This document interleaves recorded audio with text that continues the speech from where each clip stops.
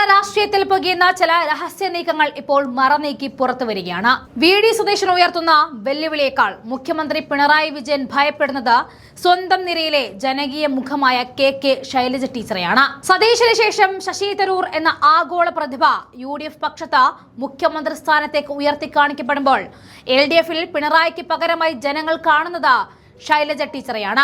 ഈ ജനപ്രീതിയാണ് ഇപ്പോൾ ശൈലജ ടീച്ചർക്ക് വിനയായി മാറുന്നത്. പിണറായി വിജയൻ എന്ന ക്യാപ്റ്റന്റെ ഉറക്കം കെടുത്തിയ ഒന്നായിരുന്നു 2021 നിയമസഭാ തെരഞ്ഞെടുപ്പ് ഫലം. ധർമ്മടത്ത മുഖ്യമന്ത്രിയുടെ ഭൂരിപക്ഷം 50,123 ആയിരുന്നപ്പോൾ മട്ടന്നൂരിൽ കെ ശൈലജ നേടിയത് 60,963 വോട്ടിന്റെ റെക്കോർഡ് ഭൂരിപക്ഷമായിരുന്നു. മുഖ്യമന്ത്രിയേക്കാൾ വലിയ ജനപിന്തുണ ഒരു മന്ത്രി നേടുന്നത് അധികാര കേന്ദ്രങ്ങളിൽ അസ്വസ്ഥതയുണ്ടാക്കി. ഇതിന്റെ ആദ്യ പ്രതികാരമായിരുന്നു രണ്ടാം പിണറായി സർക്കാരിൽ നിന്നും കെ ശൈലജ ടീച്ചറെ തഴഞ്ഞു മാറ്റിയത്. അതിനുശേഷമാണ് ഷാഫിക്കെതിരെ ശൈലജയെ എറിഞ്ഞുകൊടുത്തുകൊണ്ട് വടകരയിലെ രാഷ്ട്രീയ ബലി പിണറായിയുടെ മാസ്റ്റർ പ്ലാനിൽ അരങ്ങേറിയത്. ഷാഫി പറമ്പിൽ പോലെയൊരു യുവ നേതാവിനെതിരെ ശൈലജ ടീച്ചർ നിർത്തുമ്പോൾ പരാജയപ്പെട്ടാൽ അവരുടെ ഇമേജ് തകരുമെന്ന് പിണറായിക്ക് നല്ലപോലെ അറിയാമായിരുന്നു. വടകരയിലെ തോൽവി ശൈലജയുടെ രാഷ്ട്രീയ ഗ്രാഫ് ഇടിപ്പിക്കാനായി മുഖ്യമന്ത്രി മെനഞ്ഞ മാസ്റ്റർ പ്ലാനിന്റെ ആദ്യ ഭാഗമായിരുന്നു. അഥവാ അവർ ജയിച്ചാൽ അവരെ ഡൽഹിയിലേക്ക് തട്ടി സ്വന്തം ഇമേജ് കാത്തു സൂക്ഷിക്കാനുള്ള ഒരു തന്ത്രം കൂടിയായിരുന്നു. NDTV സർവേയിൽ ആരാകണം മുഖ്യമന്ത്രി എന്നതിൽ സതീശൻ പിണറായിക്ക് മുന്നിൽ നിൽക്കുമ്പോൾ പിണറായിക്ക് തൊട്ടു പിന്നിൽ കെ ശൈലജ ടീച്ചറാണ്. പിണറായി 18% നേടുമ്പോൾ ശൈലജ തൊട്ട് പിന്നിൽ 16.9% നേടുന്നു എന്നത് 22% നേടിയ സതീശിനേക്കാൾ മുഖ്യന്റെ ദുസ്വപ്നമാവുകയാണ്. അതുകൊണ്ട് ശൈലജയെ ഒതുക്കാനുള്ള പ്ലാനുകൾ CPM അണിയറയിൽ പുകഞ്ഞു തുടങ്ങി. വടകരയ്ക്ക് ശേഷം ശൈലജയെ പൂർണ്ണമായിട്ടും ഒഴിവാക്കാൻ അടുത്ത കെണി ഒരുക്കുന്നത് പേരാവൂർ മണ്ഡലത്തിലാണ്. 2011, 16, 21 കാലഘട്ടങ്ങളിൽ കഴിഞ്ഞ 3 തവണ KPCC പ്രസിഡന്റ് സണ്ണി ജോസഫ് വലിയ ഭൂരിപക്ഷത്തിൽ ജയിക്കുന്ന മണ്ഡലമാണ് പേരാവൂർ.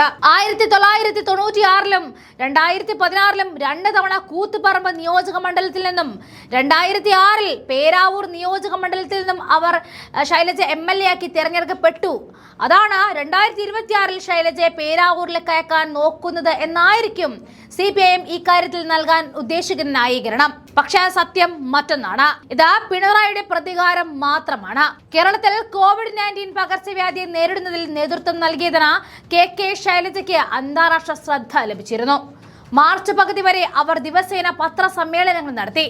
പത്രസമ്മേളനങ്ങൾ വിജയിക്കുന്നുണ്ടെന്ന് കണ്ടപ്പോൾ അത് ഏറ്റെടുത്ത് ആളാവാൻ നോക്കിയതും ഇതേ പിണറായി തന്നെയാണ്. 2020 ജൂൺ 23 തന്റെ സംസ്ഥാനത്ത് COVID-19 നേരിടാനുള്ള ശ്രമങ്ങൾക്ക് 2020 ഐക്യരാഷ്ട്രസഭയുടെ പബ്ലിക് സർവീസ് ദിനത്തിൽ ഒരു പാനൽ ചർച്ചയിൽ പങ്കെടുക്കാൻ ഐക്യരാഷ്ട്രസഭ അവരെ ക്ഷണിക്കുക കൂടി ചെയ്തു.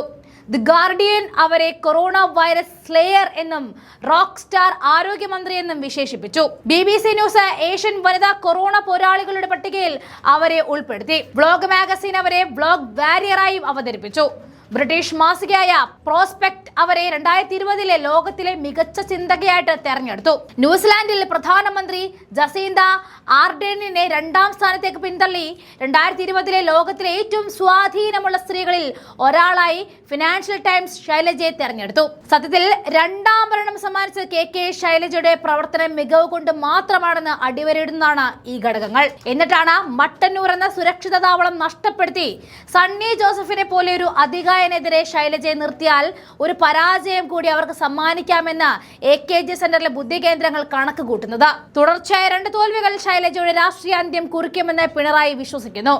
വി.ഡി. സതീശൻ നിയമസഭയിൽ പിണറായി വിറപ്പിക്കുമ്പോൾ ശശി തരൂർ ജനമനസ്സുകൾ സ്വാധീനം ഉറപ്പിക്കുന്നു. വരും തെരഞ്ഞെടുപ്പുകളിൽ കോൺഗ്രസ് വിജയിക്കുമെന്ന കൃത്യമായ സൂചനകൾ പിണറായി വിജയനുണ്ട്. ഭരണം പോകുമെന്ന് ഉറപ്പായതോടെ പ്രതിപക്ഷത്തിരിക്കുമ്പോഴെങ്കിലും CPMന്റെ ഏക നേതാവായി താൻ മാത്രം അവശേഷിക്കണമെന്ന പിണറായിയുടെ വാശിയാണ് ഇതിന് പിന്നിൽ.